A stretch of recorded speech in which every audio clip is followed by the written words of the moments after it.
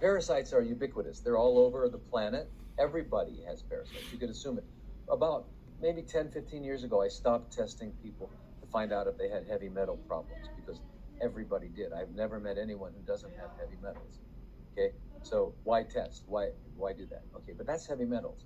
Parasites, the reason they're called parasites is because they successfully avoid being detected and killed. They're successful. So you're not going to find them. They don't hang out in our stool. They don't hang out in our colons. They might show, an adult form might show up there, or you got some pinworms, they might show up there.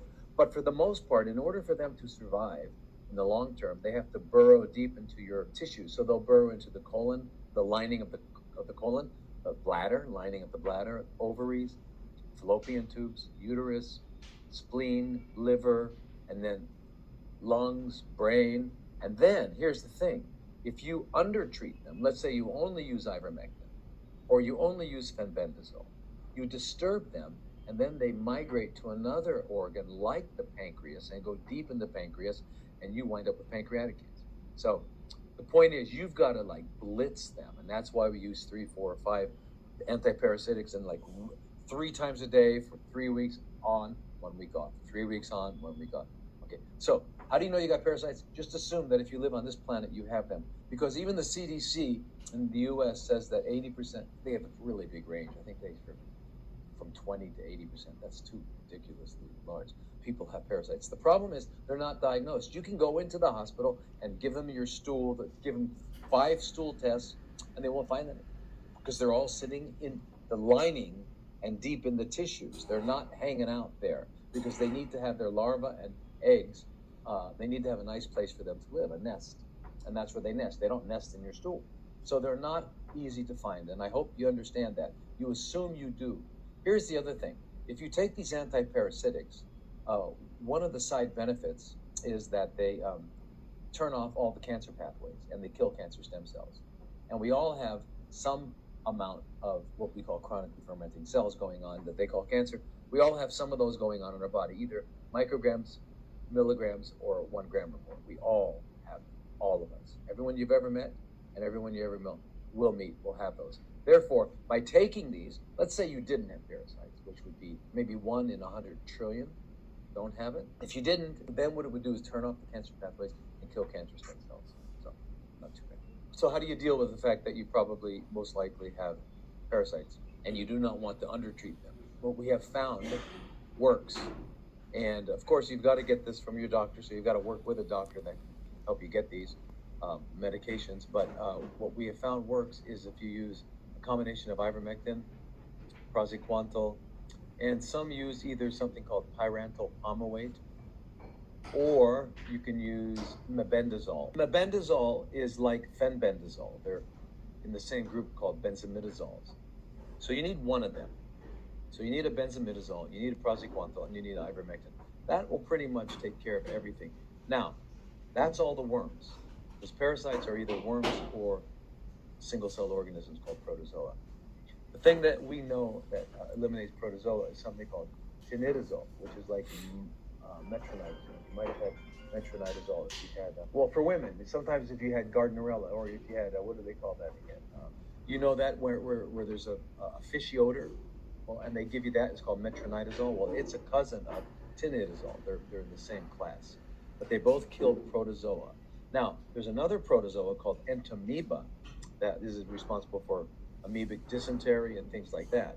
But whenever we're taking out root canals, or we're taking out, we're cleaning out cavitations in the jaw from a failed extraction or something, and they send the pus to a DNA lab, they're finding, I'd say, I haven't found a case yet where there's no entamoeba. So not only are there all these bacteria in our jaws and our mouth, but there's also these parasites called entamoeba in our jaw. That's what I would do. I'm not saying you should do it. I know you got to work with your doctor. You can tell him to call me and for her to call me. We can discuss it. I'm always happy to collaborate. But we use ivermectin, a benzimidazole, and the praziquantel. That's like gets them all. And then of course the tinidazole. The other thing is that there's always funguses involved. So we add in nystatin and or fluconazole. And your doctor will know what all these are. And I'd be happy to collaborate, as I said. And you can always contact me on the website, drlodi.com, and we can set up a consultation with me and your doctor. Or a lot of these are available online. It's called, and another one is niclosamide.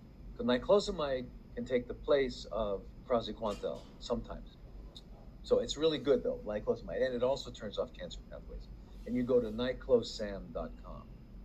I think the only one that's really seems to be hard to get for people outside in America and Europe is the ivermectin for some reason. The rest of them seem to be, you can go online, what's it called? Pancure, PANCUR.com, and you'll get the fenbendazole for dogs, but it's still in the tablet form, 222 milligrams. And we usually tell our people 222 milligrams 3 times a day. Ivermectin, 12 milligrams 3 times a day.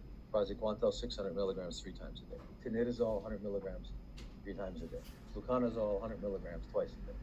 Nystatin, 500,000 units 3 times a day. You should never do all this stuff on your own. And so I will talk to your doctor if you'd like. 3 weeks on, 1 week off. 3 weeks on, the 1 week off is to give your liver a break. Now, this is going to be bad for my liver. Indeed, it's going to be bad for your liver. Your liver enzymes are going to go up, and then they go down. Then they go up, and they go down. However, if you don't do this and you undertreat them, these guys are going to migrate and find them and burrow in your brain, burrow in your pancreas. You don't want that. You want to get rid of them. So you do that. Now remember something about the liver. You can cut out 2/3 of it and donate to a sibling, and it'll grow back. The liver in humans is our lizard tail. It grows back. You pull it off, it grows back. So don't worry about it. If your liver enzymes go up, they'll come back down. The only time they don't is if you have hepatitis. But if you have hepatitis, you already know about it because you're sick and you're yellow and you don't have any energy and all that. But so that's why you need to really work with a doctor, just so that you know you've done blood tests, you know what's going on and all that sort of thing. However, I never let potential side effects of something that are not deadly get in the way of taking care of a problem you need to take care of. So you don't take your eye off the ball. So when we're working with people with cancer and they're a little bit anemic and they're a little bit that, so what, I'm not going to treat them? Just let them deteriorate? No. I'm going to treat them and deal with the side effects and deal with them as we can, because we got to keep our eye on the ball. The eye on the ball is restoring health. Okay, and in order to do that, we have to get rid of the things that are interfering, which are parasites, hidden dental things. You won't know it. It won't be red, inflamed. You had tooth pulled, when you were a kid. They were putting on your braces. They pulled out your first bicuspids. They pulled them out. You don't even remember, but they pulled them out and they didn't get it all. They left little fragments. They didn't get the periodontal ligament, and then they didn't do anything but give you some cotton, and then you took it, so they didn't cover it up, and it got colonized. And now up in these bones that you don't feel, there's a whole colony of mutated 20-year, 30-year later microorganisms producing biotoxins that are on some meridian affecting your body. So that's why a dental evaluation is very important. So in terms of dealing with somebody who's got chronically fermenting cells, you've got to do a thorough detoxification, which includes parasites, which includes dental infections, and then cleaning out the water in the aquarium, all that stuff. Then you can begin to